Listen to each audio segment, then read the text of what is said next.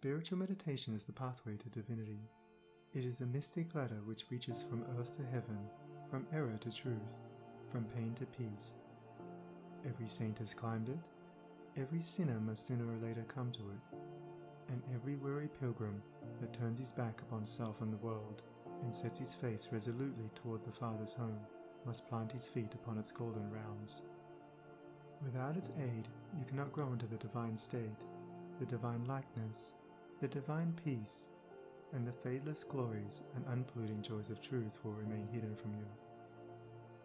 Meditation is the intense dwelling, in thought, upon an idea or theme, with the object of thoroughly comprehending it.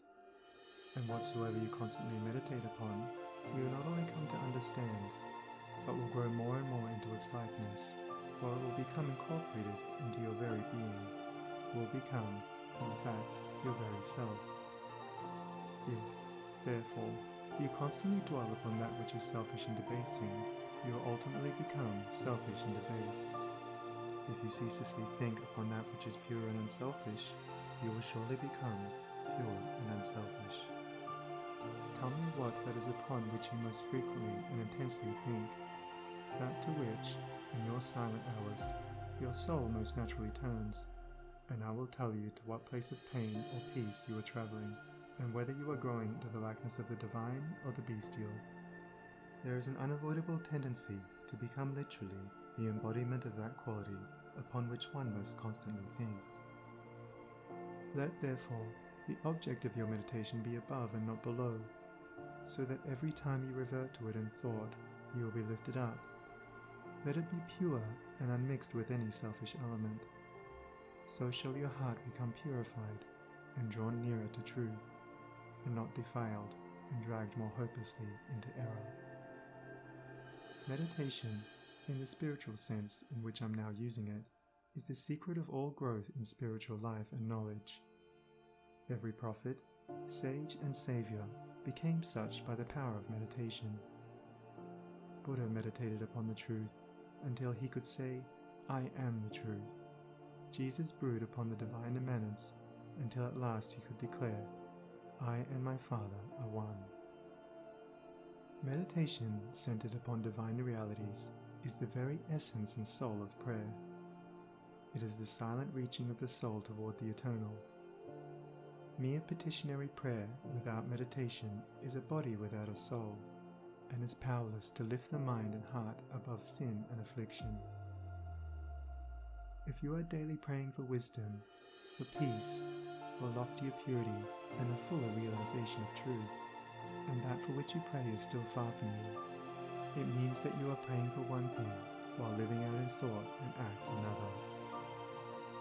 If you will cease from such waywardness, taking your mind off those things the selfish cling to, which debars you from the possession of the stainless realities for which you pray, if you will no longer ask God to grant you that which you do not deserve, or to bestow upon you that love and compassion which you refuse to bestow upon others, but will commence to think and act in the spirit of truth, you will, day by day, be growing into those realities, so that ultimately you will become one with them. He who would secure any worldly advantage must be willing to work vigorously for it, and he would be foolish indeed who, waiting with folded arms, expected it to come to him for the mere asking. Do not then vainly imagine that you can obtain the heavenly possessions without making an effort. Only when you commence to work earnestly in the kingdom of truth will you be allowed to partake of the bread of life. And when you have, by patient and uncomplaining effort, earned the spiritual wages for which you ask, they will not be withheld from you. If you really seek truth, and not merely your own gratification, if you love it above all worldly pleasures and gains, more, even, than happiness itself, you will be willing to make the effort necessary for its achievement. If you would be freed from sin and sorrow, if you would taste of that spotless purity for which you sigh and pray, if you would realize wisdom and knowledge, and would enter into the possession of profound and abiding peace, come now and enter the path of meditation, and let the supreme object of your meditations be truth. At the outset, Meditation must be distinguished from idle reverie. There is nothing dreamy and unpractical about it. It is a process of searching and uncompromising thought which allows nothing to remain but the simple and naked truth. Thus meditating, you will no longer strive to build yourself up in your prejudices, but, forgetting self, you will remember only that you are seeking the truth. And so you will remove, one by one, the errors which you have built around yourself in the past, and will patiently wait for the revelation of truth, which will come to you when your errors have been sufficiently removed. In the silent humility of your heart, you will realize that there is an inmost center in us all, where truth abides in fullness, and around, wall upon wall, the gross flesh hems it in. This perfect, clear perception which is truth, a baffling and perverting carnal mesh blinds it, and makes all error, and to know, rather consists in opening out a way whence the imprisoned splendor may escape, than in effecting entry for a light supposed to be without. Select some portion of the day in which to meditate, and keep that period sacred to your purpose. The best time is the very early morning, when the spirit of repose is upon everything. All natural conditions will then be in your favor. The passions, after the long bodily fast of the night, will be subdued. The excitements and worries of the previous day will have died away, and the mind, strong and yet restful, will be receptive to spiritual instruction. Indeed, one of the first efforts you will be called upon to make will be to shake off lethargy and indulgence. And if you refuse, you will be unable to advance, for the demands of the Spirit are imperative. To be spiritually awakened is also to be mentally and physically awakened. The sluggard and the self-indulgent can have no knowledge of truth. He who, possessed of health and strength, wastes the calm, precious hours of the silent morning in drowsy indulgence, is totally unfit to climb the heavenly heights. He whose awakening consciousness has become alive to its lofty possibilities, who is beginning to shake off the darkness of ignorance in which the world is enveloped, rises before the stars have ceased their vigil, and, grappling with the darkness within his soul, strives, by holy aspiration, to perceive the light of truth while the unawakened world dreams on. The heights by great men reached and kept, and were not attained by sudden flight, but they, while their companions slept, were toiling upward in the night. No saint, no holy man, no teacher of truth ever lived who did not rise early in the morning. Jesus habitually rose early, and climbed the solitary mountains to engage in Holy Communion. Buddha always rose an hour before sunrise and engaged in meditation, and all of his disciples were enjoined to do the same.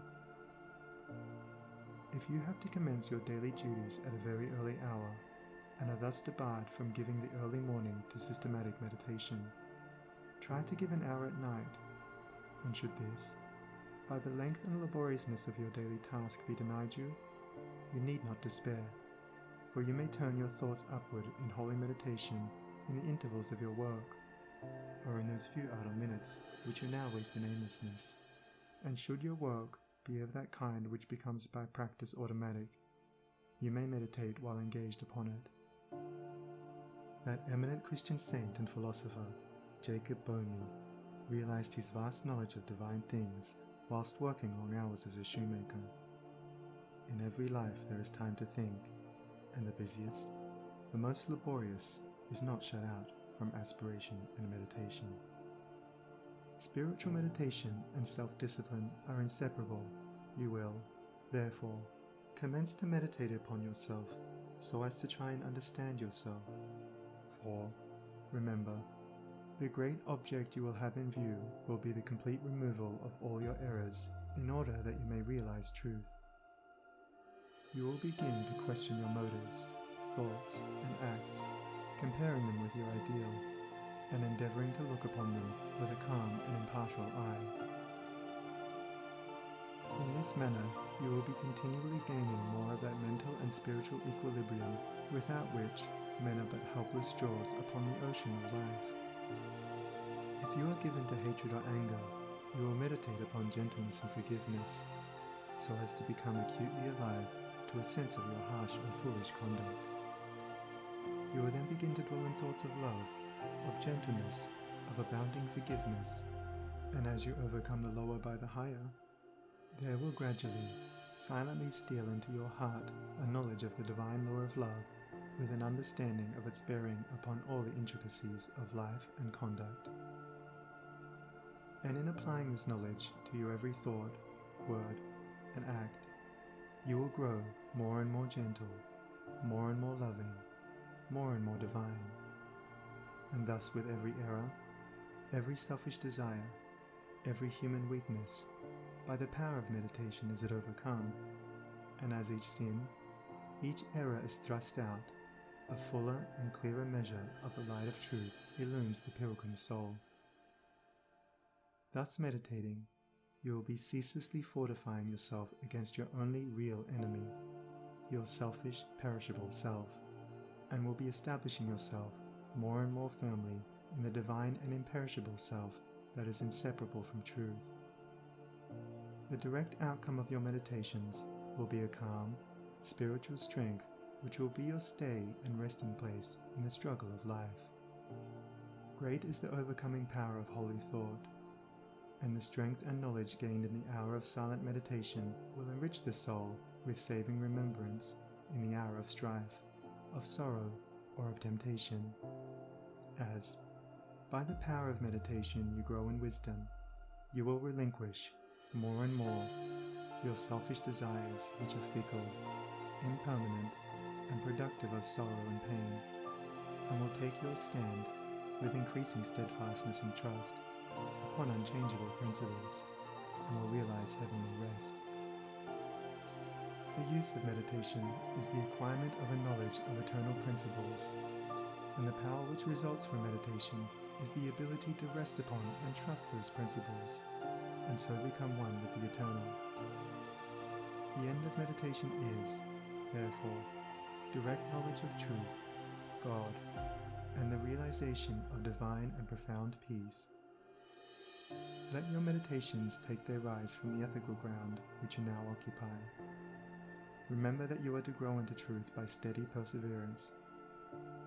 If you are an Orthodox Christian, meditate ceaselessly upon the spotless purity and divine excellence of the character of Jesus, and apply his every precept to your inner life and outward conduct, as to approximate more and more toward his perfection. Do not be as those religious ones who, refusing to meditate upon the law of truth and to put into practice the precepts given to them by their master, are content to formally worship, to cling to their particular creeds, and to continue in the ceaseless round of sin and suffering. Strive to rise, by the power of meditation, above all selfish clinging to partial gods or party creeds, above dead formalities and lifeless ignorance, thus walking the highway of wisdom, with mind fixed upon the spotless truth. You shall know no halting place short of the realization of truth. He who earnestly meditates first perceives the truth, as it were, afar off, and then realizes it by daily practice. It is only the doer of the word of truth that can know the doctrine of truth, for though by pure thought the truth is perceived, it is only actualized by practice. Said the divine Gautama, the Buddha, he who gives himself up to vanity and does not give himself up to meditation, forgetting the real aim of life and grasping at pleasure, will in time envy him who has exerted himself in meditation. And he instructed his disciples in the following 5 great meditations. The first meditation is the meditation of love, in which you so adjust your heart that you long for the weal and welfare of all beings, including the happiness of your enemies. The second meditation is the meditation of pity, in which you think of all beings in distress, vividly representing in your imagination their sorrows and anxieties, as to arouse a deep compassion for them in your soul. The third meditation is the meditation of joy, in which you think of the prosperity of others and rejoice with their rejoicings. The fourth meditation is the meditation of impurity, in which you consider the evil consequences of corruption, the effects of sin and diseases, how trivial often the pleasure of the moment, and how fatal its consequences. The fifth meditation is the meditation on serenity, in which you rise above love and hate, tyranny and oppression, wealth and want, and regard your own fate with impartial calmness and perfect tranquility. By engaging in these meditations, the disciples of the Buddha arrived at a knowledge of the truth. But whether you engage in these particular meditations or not matters little, so long as your object is truth, so long as you hunger and thirst for that righteousness which is a holy heart and a blameless life.